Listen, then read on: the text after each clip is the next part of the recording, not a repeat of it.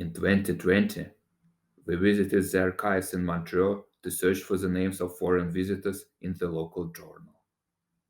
We found Jean and Fernand staying in Grand Hotel Suisse in 1911. Unfortunately, unlike the neighboring resorts, Lausanne had not provided the list of visitors in August 1931 for reasons of confidentiality.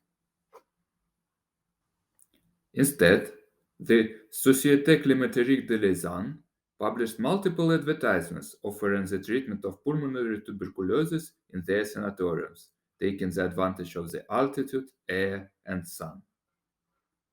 Among the head doctors mentioned on their adverts, we found Dr. Maurice Gilbert. In 1932, Dr. Gilbert married Paulette Kellner, his patient in Lausanne who suffered from tuberculosis, and they had 2 children. One of them, Luc Régis Gilbert, became a distinguished architect. It was not easy, but we managed to contact him, and it was Luc Régis who told us a joke from his father about Jeanne Calment.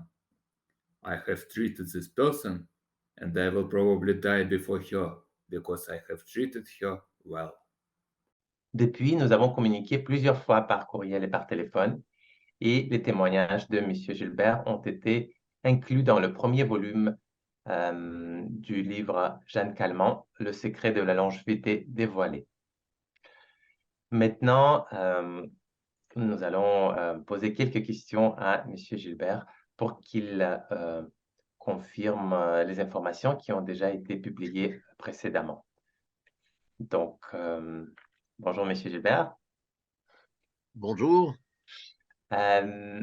Vous avez dit qu'à un moment donné, votre père vous a parlé de Jeanne Calment d'Arles, qui était sa patiente au Belvédère, toujours en vie malgré son âge avancé.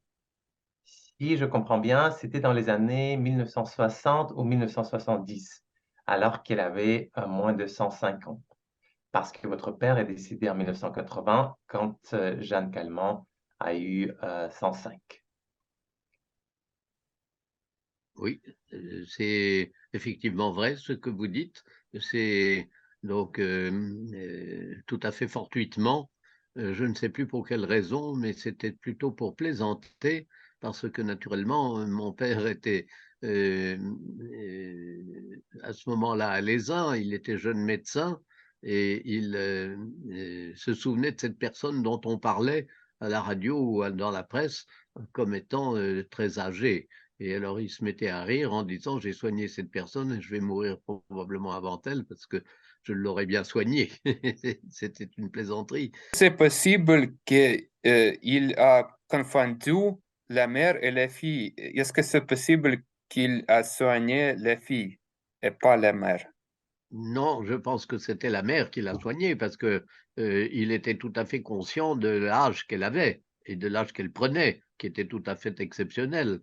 Et ça, c'était bien pourquoi il s'est mis à rire quand il en a parlé. Et je viens de vous dire qu'il a dit qu'elle mourrait après lui, alors qu'il avait déjà en 70 un âge avancé. Je ne sais plus exactement quel âge ça fait, mais enfin. Il n'a jamais vous dit quelque chose de sa fille. Vous n'avez pas connu Non, qu'il j'ai pas du tout entendu. Par lui, je n'ai jamais entendu parler de sa fille. Mhm.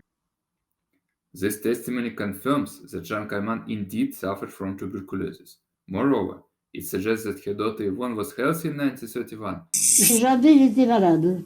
Jamais. Que j'y vais plus, non. Because otherwise, Dr. Gilbert would have mentioned that he had also treated Jeanne's daughter, who appeared to be not so long-lived. It also suggests that Madame Calment lied when she repeatedly claimed that she was never ill.